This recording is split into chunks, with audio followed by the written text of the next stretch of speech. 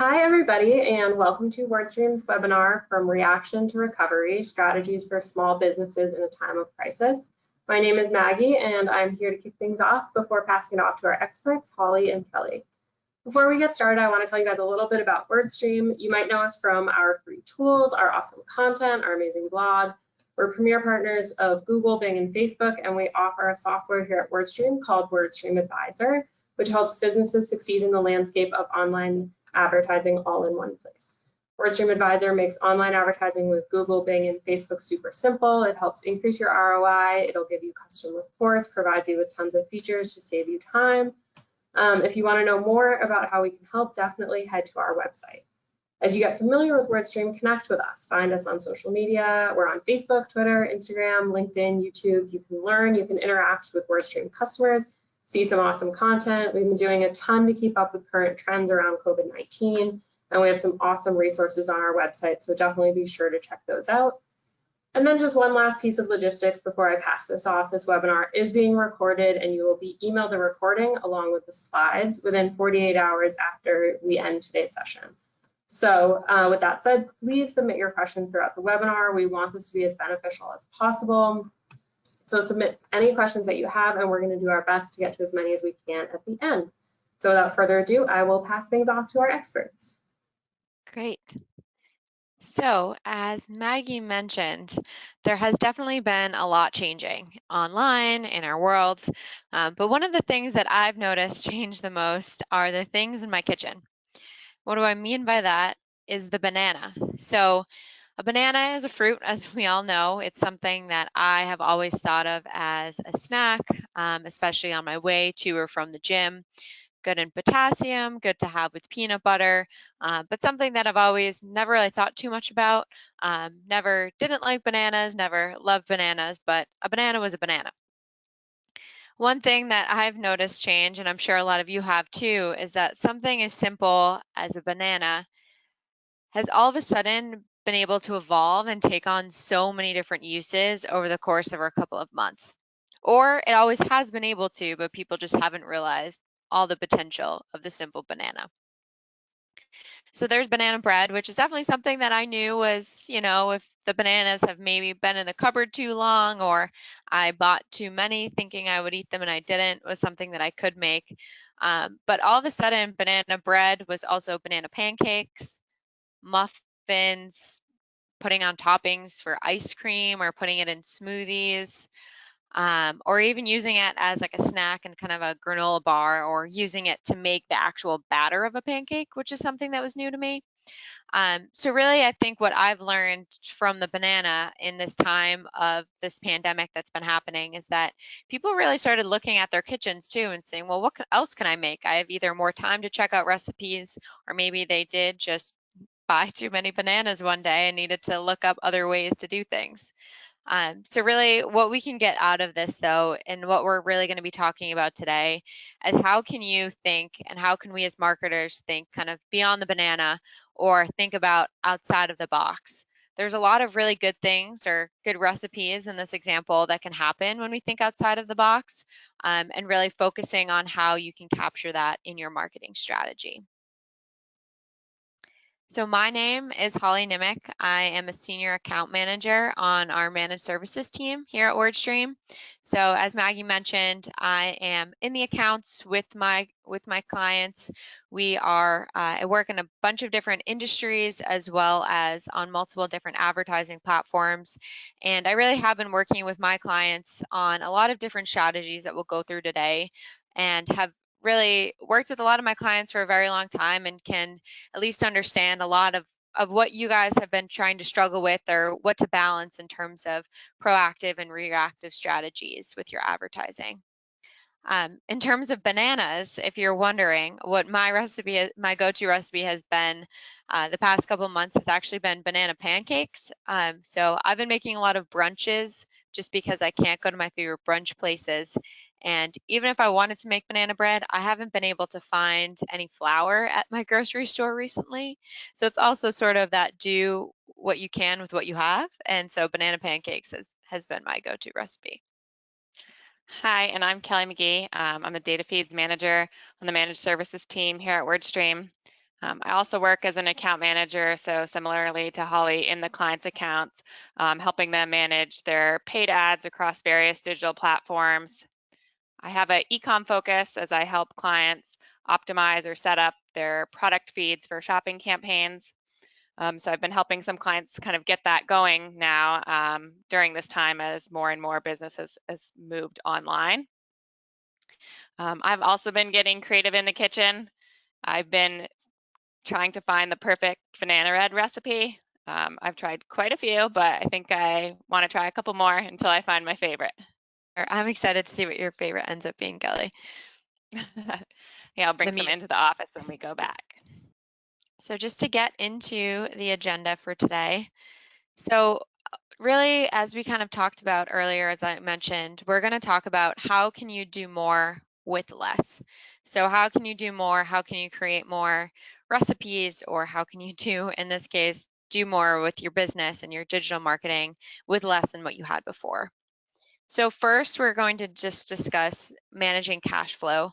So I know, and we know that this is something that is really top of mind for all business owners, especially everything that has been changing in the past couple of months, making sure that we're up to date on kind of best practices with cash flow, but also what other resources are available to you and how can you leverage those.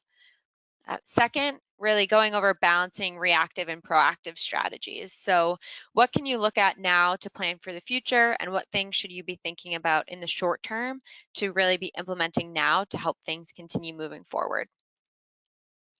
And lastly, planning for the future. So again, a little bit as I spoke about before, taking some of those things, those reactive and proactive strategies, and then thinking ahead, really being kind of forward focused and planning for the future. So first, managing cash flow. As I said, I know that this is something that is really top of mind for a lot of you right now. So we really wanted to make sure we just took the beginning part of this presentation to walk through a couple of the programs and resources that are available to you right now. So the main ones of different government resources and aid are the CARES Act, the Google Ads Relief Program, Facebook small business loans, as well as local business loans and funding. So just to speak to a little bit more of these, there's really been a lot of great information in our blog, and I'll show you where to find that on the next slide to kind of speak a little bit more to the CARES Act. But in terms of the Google Ads Relief Program, this is a program Google released or announced in the past couple of months as their response, or one of their responses, to help local and small business owners like all of you to continue to run their advertising platforms. So this isn't anything that you need to apply for. It's something that, as long as you meet the qualifications that Google has laid out, you will just receive an ads credit to use on any advertising on Google Ads within your own account. So this is something that has started to roll out in the past couple of weeks. So it has rolled out to New Zealand, I believe, and then a couple of countries in Europe. And I think, I'm not sure the exact dates of when it will roll out to the United States, but we'll definitely be keeping you guys in the loop once we start seeing that come into our accounts.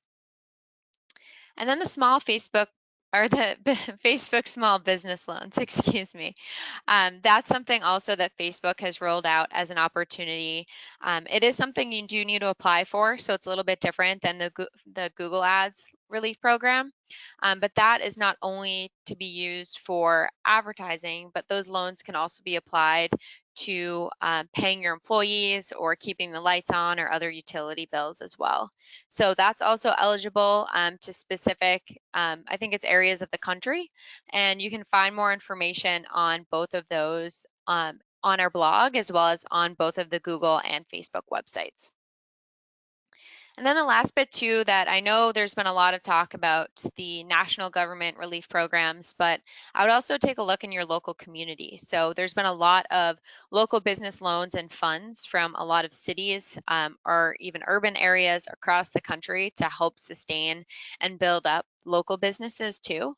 So definitely take a look if you haven't already, or if you haven't recently, to see what other options are available to you. And like I said, our marketing team has done an amazing job of collecting all of this information for you. So if you go to WordStream HQ and go to the COVID-19 Social Distancing Survival Guide, that aggregates all of this information in a couple of different blog posts, as well as just a couple of other data points that we'll bring up today that we've noticed during COVID-19 this year and different important trends. And if you haven't seen it already, just one more plug to our awesome marketing team. They also just released 3 tips for improving your cash flow during COVID-19. So this is a brand new blog article as well. So really talking about a couple of updated strategies and going a lot more in depth into the cash flow and really the programs available to you and how you can really leverage this for yourself and your business. Yeah, so after taking a look at what kind of loans and credits are available to you and your business, you also want to take a look at your current costs and the cost of your business and figure out where you can make reductions. So, I'm sure a lot of you guys are already undergoing this exercise, but now is a great time to really go through with a fine-tooth comb all your expenses, see if there are any that can be eliminated, decreased, deferred, anything that will allow you to have a little bit more cash right now to keep things going during this tough time. So we want to have a balance of reactive and proactive strategies to get through this time right now, keep the business afloat, but then also to have success in the long run. And once things get back to normal or there's a new normal, have your business be successful. So it's all about finding that balance, how to survive now and come out stronger. So improved cash flow, as you leverage those loans and credits, as you make reductions in your current costs, that alone is not going to be enough to help you get through this time. It needs to be paired with strategies for now and for the future. So focus kind of on the short term and what can we do just to stay afloat and keep the business running now and then adapt to this changing time. But then also think long term and how we can keep the business going once we're through this. So starting with proactive solutions, we're just going to run through a couple areas where there might be opportunity within your current business, within the changed landscape and marketplace that we're in now. Run through a couple ideas for finding opportunity proactively. So consider growth within your current business structure. Again, as you're kind of looking through your cost, look at all the different facets of your business. Are you using a supplier, for example, and could you change to a different supplier that maybe comes at a lower cost? Can you reduce and remove any middlemen and work directly with the supplier if maybe you were going through a third party before? Finding those areas of opportunity within your current structure.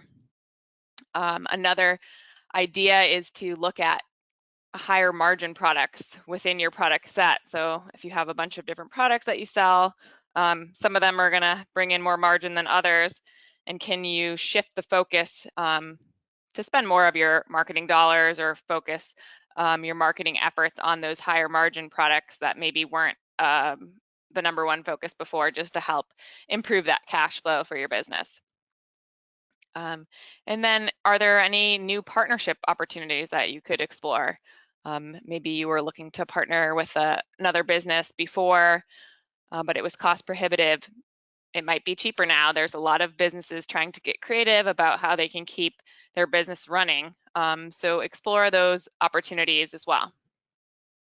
So the other thing that we can look at right now is, or that Google has been doing. So I'd mentioned earlier that Google has announced those ad grant programs. That is great. But the other thing that they have been doing is to recognize the need to help businesses move online. So this is definitely something that Google has been talking about for a while now, just in terms of being mobile friendly and making a good mobile experience. As we've all seen, just the overall use of mobile has really increased pretty significantly over the past couple of years. But especially now where people either are at home or are unable to physically go to your stores, whether that be because of local restrictions or maybe just personal, being comfortable with shopping around or going out to different places, they've really started to partner with a lot of really great companies to help this process. So for those of you who maybe have always wanted to improve your online presence or haven't needed it before to a certain extent, just because it hasn't been the main focus, you haven't had time, really your brick and mortar is your main thing, as it probably should be if that's really where the main bulk of your business has been. This is the perfect opportunity to not only help yourself now, but also help yourself in the future. So a lot of these brands are just an example of some of the companies that have partnered with Google to either give free trials. So a lot of them are at least 90-day free trials. So that's 3 months to really get up to speed on a lot of these programs at no additional cost to your business. So things like Shopify or BigCommerce, if you don't have an e-commerce platform already, these are two really big e-commerce platforms that a lot of Kelly and my clients are on that makes it really easy to integrate with different platforms and to get products if you want to sell products online on your website. Those are great opportunities. Also, there's a couple of email marketing things in here too. So Constant Contact or HubSpot. These are another things where email is something that Kelly and I will definitely touch on a couple of times today. And so if you've been working on fleshing out your email marketing strategy, or if that's something that you want to improve upon, again, another couple of companies to look at to really improve this experience now, but also have this moving forward. So it's really a great opportunity, not only because a lot of these services are free right now or are offering those 90-day trials. There are things that I think as businesses are good long-term solutions, but can also help you right now. Similarly, Facebook has also recognized this need, just noticing more people shopping online or looking to social media and online stores more so now than ever.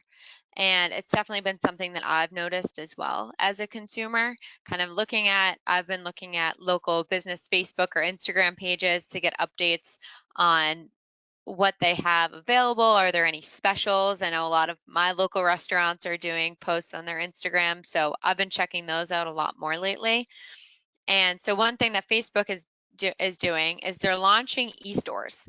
So this is something that I'm not sure if any of you guys have seen yet, but it's definitely a really cool opportunity and something that, similarly to that previous slide, a lot of those e-commerce websites, this is a really great opportunity because if maybe creating a site or a full e-commerce site is something that's really daunting for you right now, whether you don't have the full time or resources, this is another great opportunity where Facebook is working to basically create a website completely within the app so people can shop your products without ever leaving Instagram or without ever leaving Facebook. So this is an example of what that experience would look like. So when they hit that link in the bio, all of these screenshots are coming directly from Instagram. So people can browse your products and then they can shop them directly. I actually bought a book through one of these, a similar Instagram store earlier this week. And as a consumer, it was a super easy experience.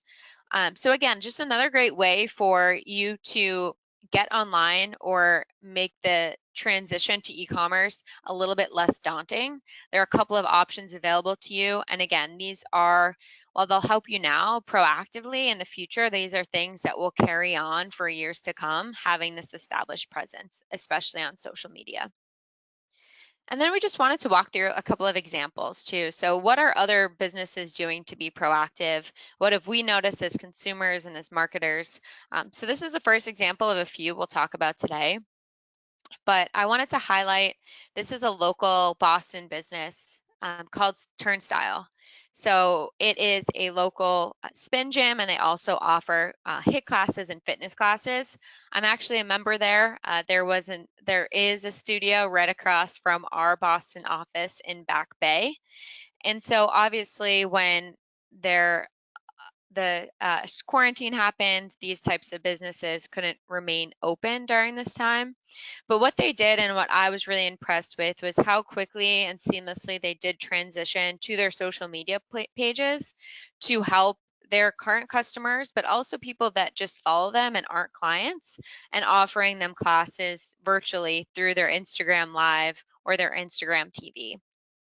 So while this could seem like a niche experience, really the takeaways here that I've noticed is, first, as a consumer, I've been a lot more engaged with them on social media organically, just because I've been going to their page more. I don't even think I followed them before this, but now to me, it's a source of information for me to look at, not just the place that I work out at. There's a place where I can find either other people who are working out through followers, or also looking for workouts that I can do later on.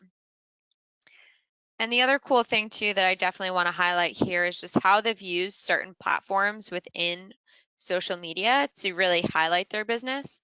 So in that second screenshot to the right, you'll see that is actually coming from their Instagram TV.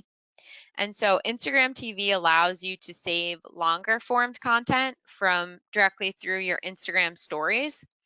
And why this is really great is because they have been able to have all of their instructors, as you can see here, they're at their homes, they're in their living rooms, just like the rest of us working out, but they're all able to film their workout classes directly through their phone and save these. And I've been able to find them, but I think too, thinking about it from another business perspective, do you have specific products that you could highlight, whether you're an e-commerce business and having your employees or yourself maybe do some videos or a question and answer as well. I've seen a couple of brands do that really well, where the founder of their company will come on and answer some questions from customers, and you can save all of this content. So if you're somebody that maybe you're kind of on the verge of getting more comfortable with your social media platforms, or maybe you've struggled with, well, how am I supposed to create more content if I can't get out there on the field with my team?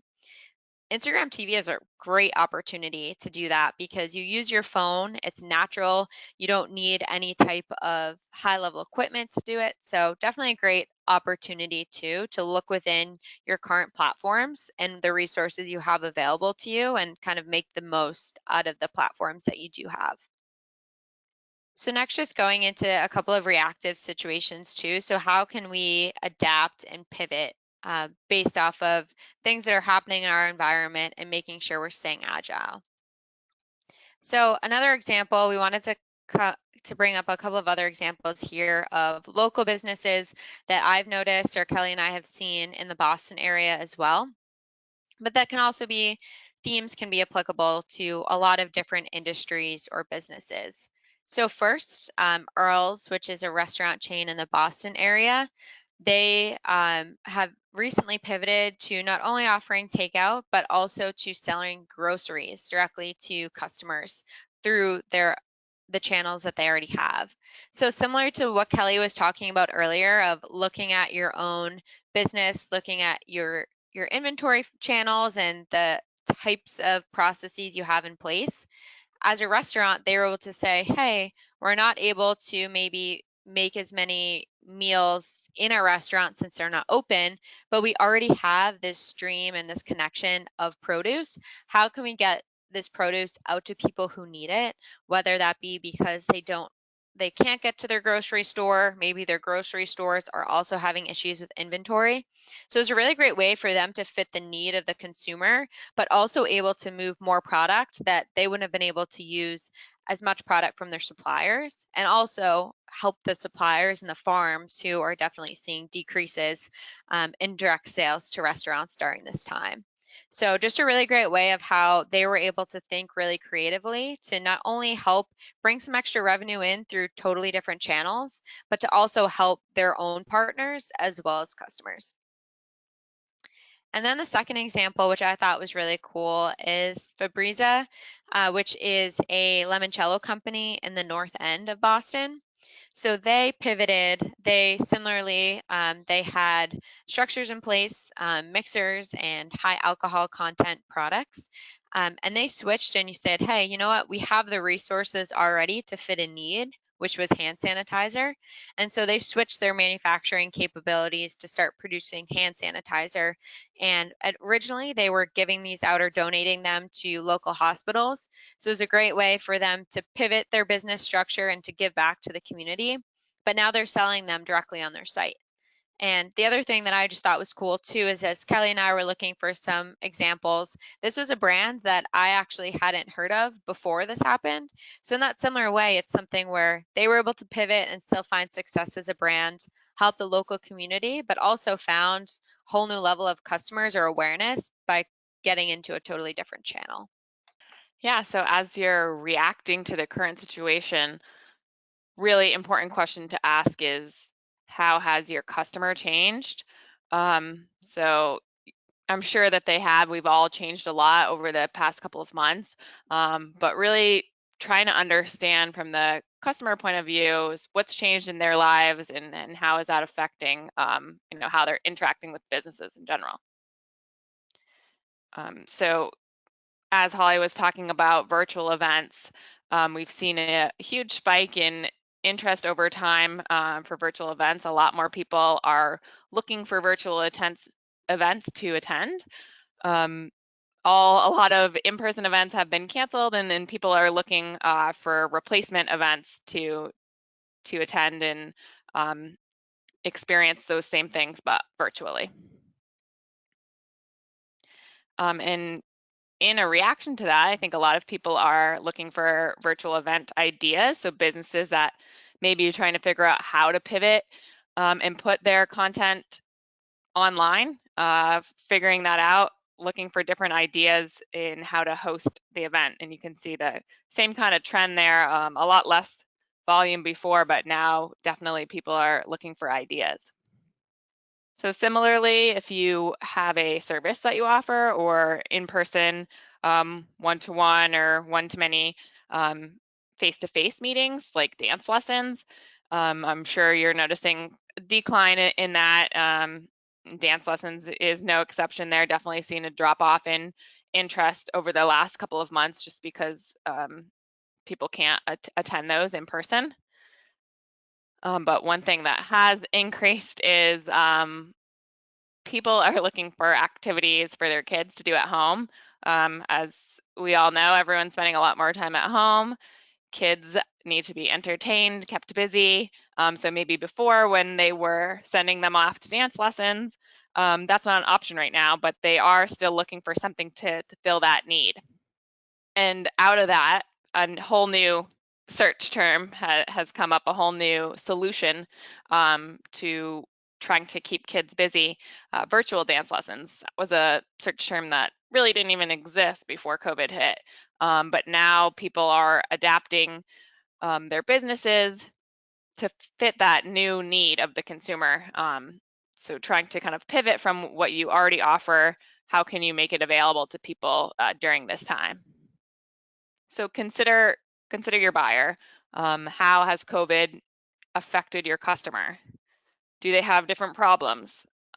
I'm sure everyone has a couple different problems now than they had before. And are they looking for different solutions? Is your product or service relevant to a different market? So that's something to consider too.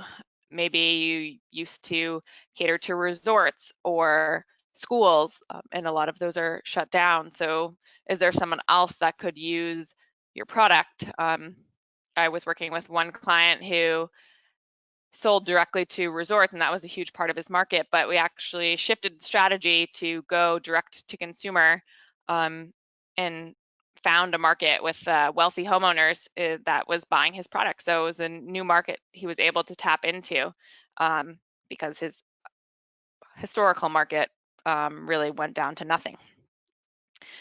So can you pivot to meet the new market needs? So like that dance lesson example, can you bring your service online? Can you make hand sanitizer with the alcohol you already have in your store? So get creative there and then figure out what synergies exist between what you can offer and what your clients need now.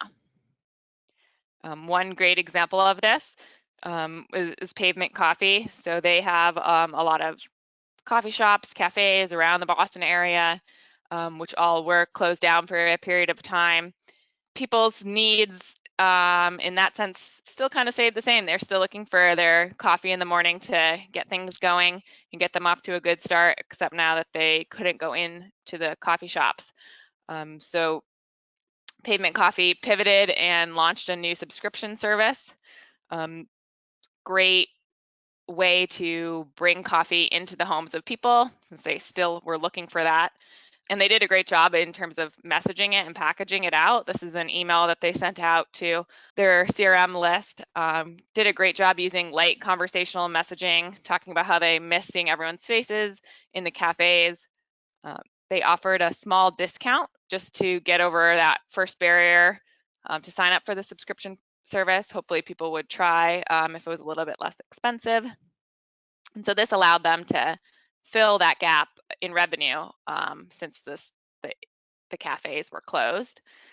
And it also provides a base for them in the future. So even when the cafes reopen, they'll still be able to run this subscription service, and that will be a whole additional new revenue stream for their business. And lastly, having a subscription model is a great way to kind of bake in some recurring revenue.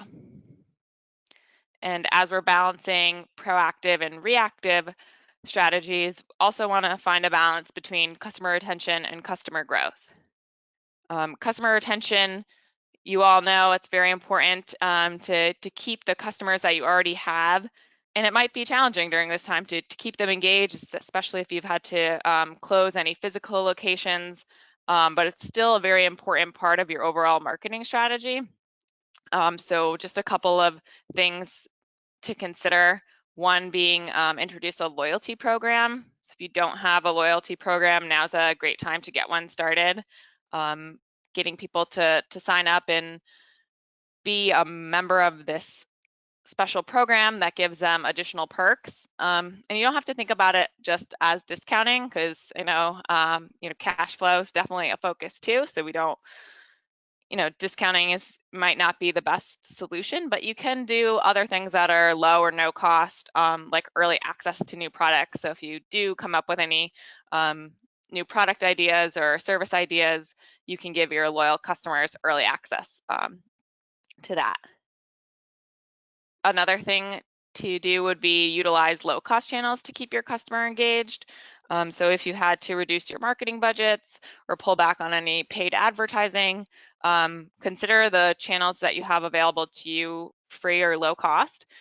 So email, as Holly mentioned, some of those email providers offering extended free trials during this time, but email is a great way to reach your current base and just stay engaged with them, check in on them, see how they're doing, let them know any new services or offerings you have coming out of your business, let them know how you're doing as well too, as well as social media. So any organic posting, Facebook, Instagram, LinkedIn, leverage those organic channels too, just to get your message out there, remind your customers that you're there, you're working through this just as they are, and consider your messaging as you're putting out these posts. So tap into emotion and meet your customer where they are.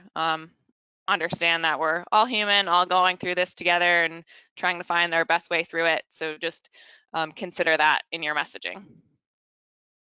And on the flip side, looking at customer growth, Facebook provides an awesome opportunity for growth. If you're not already on Facebook, now is a great time to get on it. A lot of more people have been spending a lot more time on Facebook and other social media platforms while they're home and maybe a little bit more bored than they were before. But 47% of consumers have increased their social media usage on Facebook. That's a pretty big increase of how much time people are spending on that channel. And then we've actually seen CPAs decline across industries on Facebook. So the cost per acquisition has gone down during this time, which is another great reason to get onto Facebook.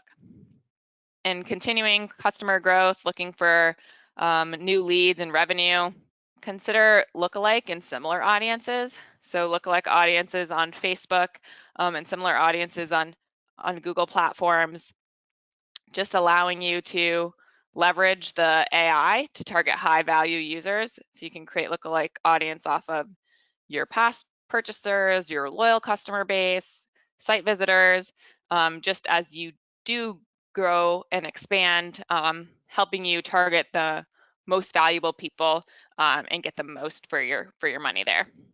And focus on building the top of the funnel. So right now, not everyone feels comfortable spending. You might have seen a decrease in how much money is coming in, how many people are willing to make additional purchases during this time. Money is tight for everyone for sure. But we still want to build the funnel so that when people are ready to start spending again, we have a pool to retarget to. So reaching that top level, doing some prospecting, trying to get people interested in your business, and with the goal not to be conversion focused now, but just to have them in a pool, and hopefully in Q4 everything will pick back up and people will be spending again, and then you'll have a nice large group of people to retarget to. For customer growth too, it's a great way to utilize those low cost channels. So that's great for customer retention, as we just said, but you can reach new people as well from posting organically on social.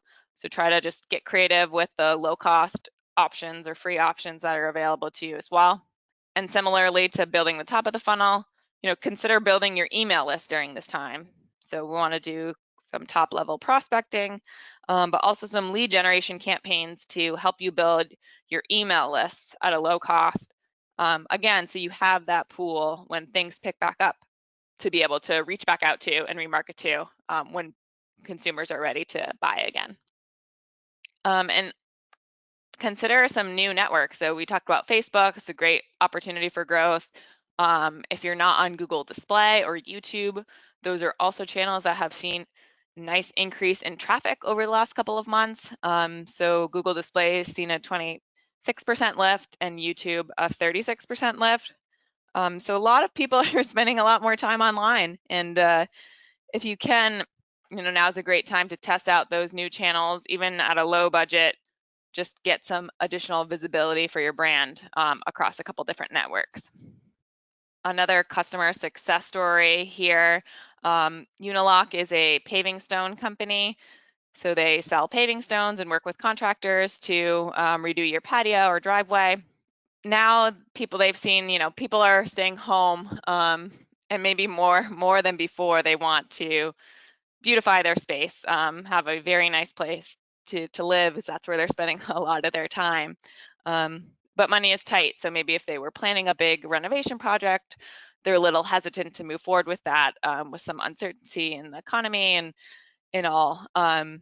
So Unilock was able to launch this great new campaign that allowed flexibility in their customers' payment options. So different financing programs to help users be able to move forward with the project, even if money was a constraint right now. So they quickly built up a new landing page to explain all the details of their new financing program. And they launched marketing campaigns on Facebook, YouTube, and Google Display to support this and get the message out to people that might have been interested, but maybe stopped searching. So putting that on a push marketing program, and all of those platforms, like we just discussed, have seen such a nice lift and increased traffic to be able to get their message out to a valuable audience. Awesome. Thanks, Kelly. So a lot of really great ideas there, just in terms of what are other people doing right now? How can you do that? And now we're just going to talk a little bit more about how can we continue planning for the future. So I know a lot of those proactive strategies were forward thinking, but what other things are we noticing right now that are really an indicator that we should be doing a lot of these strategies if we're not already, and how can we start picking things back up? So the biggest thing that I'd love to call out here is just that we're really starting to see search conversions starting to rebound. So shout out to Mark Irvine for another infamous blog post, but he took a deep dive into a lot of our customer data over the past couple of months. And what he found and what we've seen is that starting the second week of April, paid search conversions rebounded to about 89% of their pre-COVID levels. So this tells us a couple of things. And I think one of the most significant things it tells us is that consumers, while there was initially a pretty significant dip for consumers, not knowing what the market was like, not knowing what their own wallet was like, being just that uncertainty that we've all felt, we did see that initial decrease in conversions that I think a lot of us felt. But really what we're seeing now is consumers are a lot more confident, not only in the market, but their brands, with a lot of local communities starting to open back up too. Some of those stimulus checks as well definitely put some more money and a little bit more financial comfortability into a lot of people's pockets as well. So we're really seeing that, we're seeing a pretty significant increase to, as you could say, normalcy, whatever that means, just in terms of the data of what we saw before COVID-19 and those initial dips in performance. The other thing too that we're noticing is that overall PPC budgets are starting to slowly increase as well. So it's by 5% across the data point or that we looked at, but it's definitely an indicator as well that certain advertisers and businesses are also noticing that they need to start kind of either getting back advertising again, or maybe starting to slowly increase their budgets if they had to initially cut them down or pause them completely due to the initial hit of the pandemic. So what this next slide is really kind of what I would say is a checklist, and it's something that I've been working through and what Kelly and I kind of talked about as strategies that we've been working through with some of our clients, as many of them also had to decrease budgets or reevaluate what channels they were investing in, as they had to either their marketing budgets got cut out of their control, or maybe they needed to repivot that money into other strategies. And so these are a couple of things that I would all encourage you to look at if you haven't already right now, to really identify in your own accounts, am I ready to relaunch campaigns? Am I ready to start ramping up my spend? So the first one is watch for increasing impression volume. So a really key indicator that there's starting to become more of a need for your product or your service is that you're starting to see increases in impression volume for your top performing keywords. So you can check this out in the keyword planner. If you have campaigns currently running, you can look at those as well. But this is really an indicator that maybe the need for example, dance lessons slowed down, but now people, if those studios are opening back up, maybe we're seeing an increase in dance lessons starting to come through. So that's just one example, but it's an important point because it shows you that even if I think as marketers, sometimes we have our own bias and thinking, oh, well, that's not the case. Always let the data speak for itself. So maybe the customers are ready or the potential clients are ready and we're just not sure. So that impression volume is a really key indicator of that. The second part is taking advantage of cheaper CPCs. So this is one thing that I've noticed in a couple of my accounts, especially those that are in industries that were really hardly hit or were hard hit by the pandemic. So a lot of other advertisers in the space had to pull back spend or pause campaigns. But as an opportunity there, as a silver lining for clients or my clients that kept some campaigns running, even if it was at a minimal budget, we actually saw cost per clicks on historically really high, average high CPC keywords came down pretty significantly just due to less competition in the space. So that's another thing that I would look at as well, is even if you only have a minimal budget during this time, or you want to just start testing the waters, a lot of cost per clicks right now are so inexpensive just due to that drop in overall competition that it's a really great time to start relaunching things. The other thing too to take a look at is your auction insights report. So similarly, I know maybe some of you have thought at this point, well, how do I know if my competitors have dropped off just looking at the average CPC or impression volume?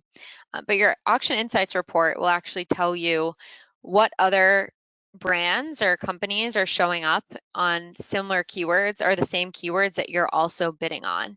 So if you're not sure where to find this, definitely ask your customer success rep. They'll be able to show you how to get these insights. But this is something that I've been looking at with a lot of my accounts as well, is taking a look at what was the average for some of those brands pre-COVID. So on our top campaigns, what did the auction insights report look like versus right now? And in a lot of cases, we see either brands drop off completely or maybe the overlap rate, so the amount of times their ads are showing up the same time as ours are, have greatly declined. So that's another great opportunity to get a higher impression share on those keywords. The last bit, or the second to last bit, is utilizing smart bidding. So this is something that I highly recommend, especially if you're getting into or relaunching campaigns, but they're at a lower budget. I know a lot of us think, well, I only have X amount, which really isn't a lot compared to what I was running before. Is it even worth it? And I would say yes, from a combination of the factors I already discussed, but also a maximized conversion strategy you'll never be limited by budget with. So it really uses whatever budget you have throughout the course of the day to make sure you get the most out of that daily budget. So that's another great opportunity to consider if you're turning campaigns back on or you're turning them on at a minimal budget. Maximize conversions can help with that. And then the last bit too is just if you had to pause things out completely and you're not sure where to start, maybe you do have that small budget, I would say the first step, if you don't have it still running or running right now, is to get up your branded search campaign. So this helps just protect and strengthen your brand. It also helps to prevent other competitors from bidding on your brand during this time. So we've been noticing that on a lot of accounts too, where maybe we had to hold back on our brand campaign and then we start to see other competitors start to bid more heavily on our brand. Even if your same or your historical messaging or calls to action don't apply, you can still really use this opportunity to speak to your potential customers or clients, maybe direct them to different types of content. So even if a demo page or a direct purchase page isn't appropriate right now, can you send them to a white paper or a case study where they can get more information that's more helpful to them right now, so that when they are ready to buy, they kind of already have more information from your brand. So I'll take a second here. I was going to say, usually this is the time in the in-person that if people are taking photos, I would say to take a photo. So if you want to take a screenshot, definitely do that.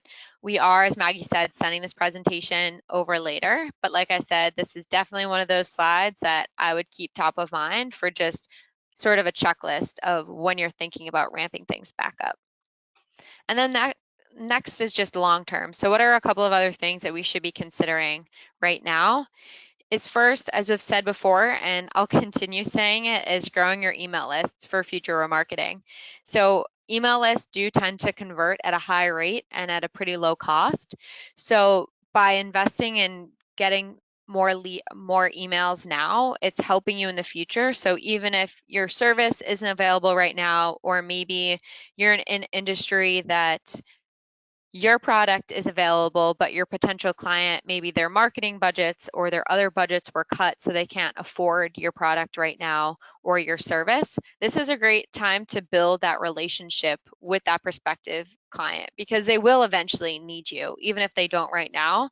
And what's most important for you in that potential relationship is to really build that with information, with insights. Don't let them forget about you. So when they are ready to buy or they have a little bit more money in their budget to use your product or service, they're able to. And then also find new customers or future customers through launching or re-enabling prospecting campaigns. So while that first step I would say is definitely making sure you have that branded presence, prospecting would be that second step. So I would definitely turn on your top performing prospecting campaign. So going after some cold audience or more broad keywords, or from the Facebook or social side, turning on some prospecting campaigns as well. This will just allow you to make sure that you are building your remarketing list so you have a pretty good base to grow from there. And then thirdly is just looking at how the algorithms and the different channels that we're advertising on work. So Bing, Google, Facebook, they all use algorithms to help your campaigns perform at their best. And the best thing that you can give an algorithm is more data. And the more historical data your campaigns have, the better the algorithm is able to work. So a big reason for keeping campaigns running or starting them, even if it's at a minimal budget, is you're going to be able to start collecting data, feeding some more information to the algorithm. So A, when you're able to scale budgets back up, or B, when maybe more competition is starting to get back in the space, you already have a lot of good information for that algorithm to work off of to continue performing long term. Just looking ahead, like we said, a couple of final action points from our end of what you can do, or just to kind of recap some of the things we talked about today. So the first thing is really just firming up your base. So looking intrinsically at your business, looking at the market as well, making sure that what is the core of your business, what marketing strategies are you leveraging right now? Are you leveraging all the ones that you should be or could be? Are you using organic social or email marketing that can come at a low cost, even if you can't invest in paid right now? And then growing potential client bases as well. So even if you can't, I think the biggest thing and one of the biggest takeaways today is that just because either A, you can't service your client right now, or B, they're not ready for you, doesn't mean that a conversation shouldn't be started, whichever way that is. So really thinking about how you can build that core, build that relationship or that strong brand presence with potential customers. And then just also looking at new creative partnerships, looking for ways that you can build out your e-commerce platform if you have that, looking at your online presence, and just continuing to create partnerships with potential customers and other brands. So as we said, just to kind of go back to the tried and true banana, definitely continue to keep thinking creatively. There are a lot of things that we talked about today that can be used and changed depending on your brand, the industry, and everything that's happening on a day-to-day basis. Marketing changes, the current climate changes in terms of what is available, what's open. So just continue to think about how can you adjust, how can you be agile, but also how can you continue thinking for the future and thinking outside of the traditional banana or your marketing strategies to continue moving forward. So now I'm going to turn it back to Maggie. She's been collecting the questions that I hope you guys have all been submitting during this time, and Kelly and I will answer everything that we can.